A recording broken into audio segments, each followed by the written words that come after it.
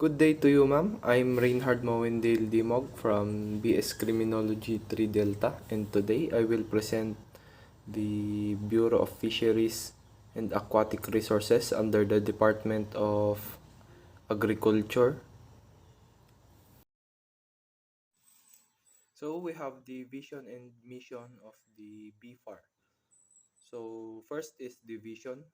Their vision is an institution of excellence in sustainable fisheries management and innovative services contributing to the nation's food security and improving fisherfolk quality of life. And their mission is to ensure sustainable fisheries and aquatic resources by empowering fisherfolk towards productivity and resiliency. We now move on to the historical background of the BFAR. So, kung paano nabuo yung Bureau of Fisheries and Aquatic Resources. So, Philippine Commission proposed creation of an office to take charge of the country's fishery resources. So, yung Philippine Commission noon, nag-propose sila ng creation of office para mag-take charge dun sa fishery resources natin dito sa bansa para mag-take charge sa mga anything involved sa fisheries. This was not carried out due to limited funds, but interest in fisheries increased. Division remained under Bureau of Science until the end of 1932. So itong Bureau of Fisheries, hindi pa siya BFAR noon, under siya ng Bureau of Science until noong 1932.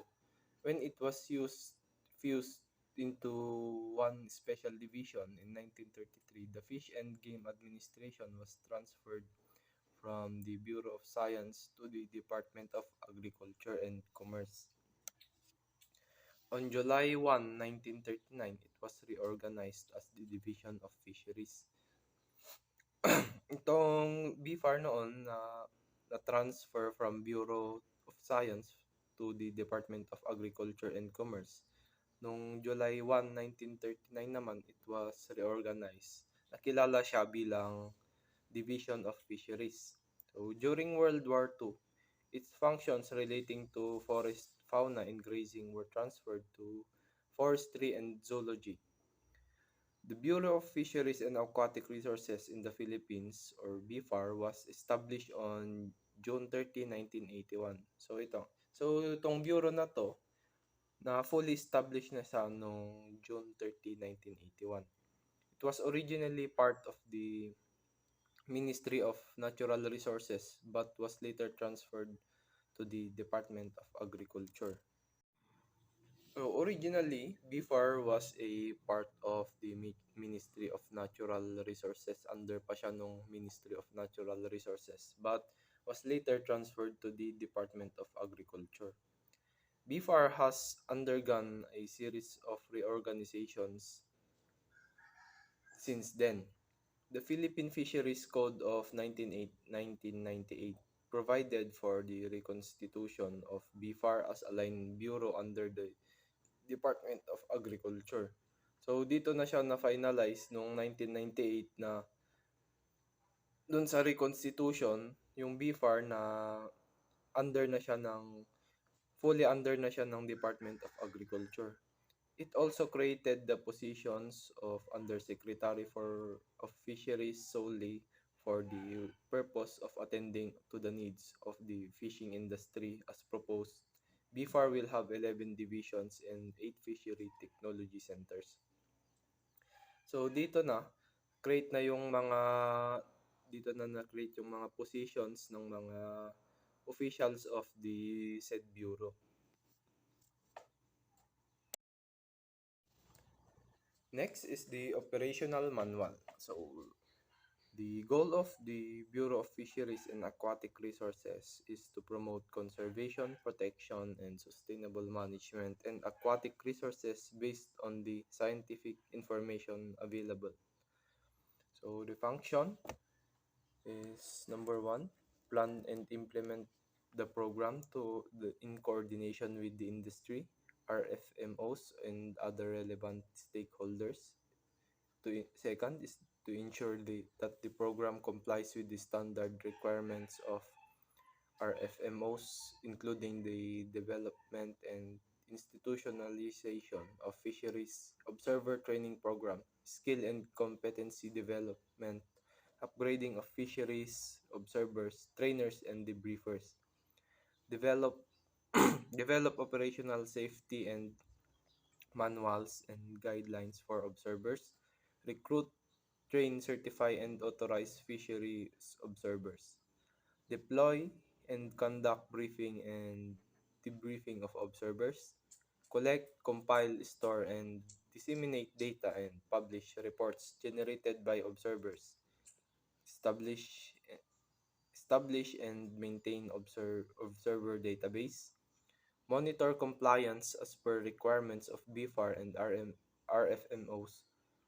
coordinate the overall activities of the program with the RFMOs, industry, and concerned fishing companies, administer the deployment of observers for special assignments as may required, and last but not the least is to maintain and administer the Fisheries Observer Program Management Office and its operational fund. We have the organizational structures. First is we have the NMFDC chief or the head of the bureau.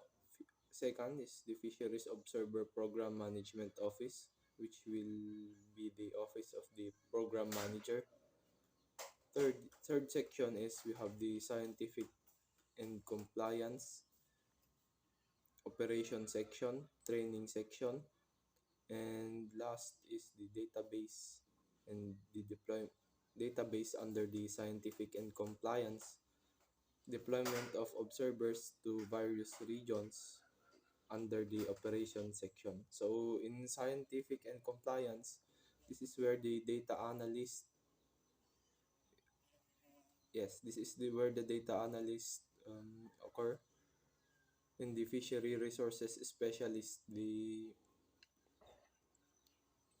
pros or the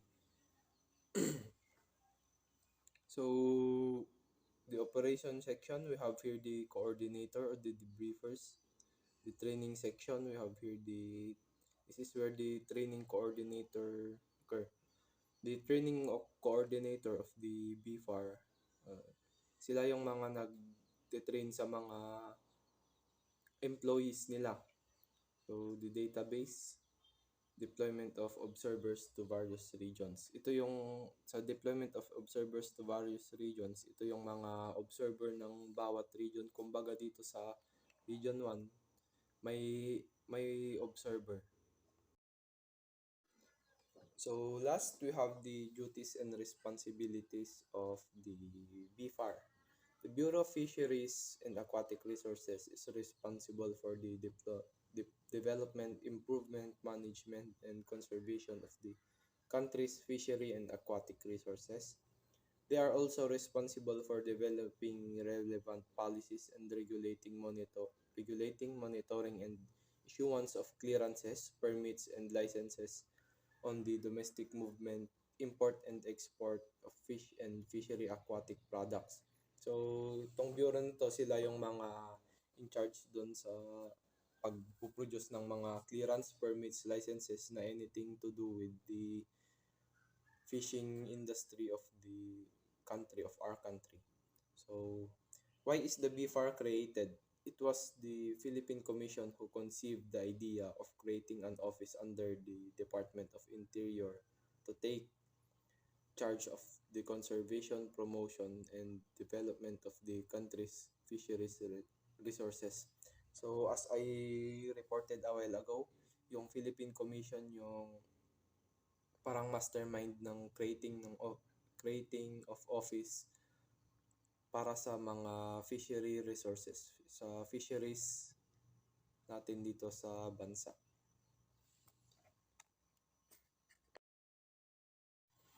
So that's the end of my presentation. Thank you for listening. Have a good day.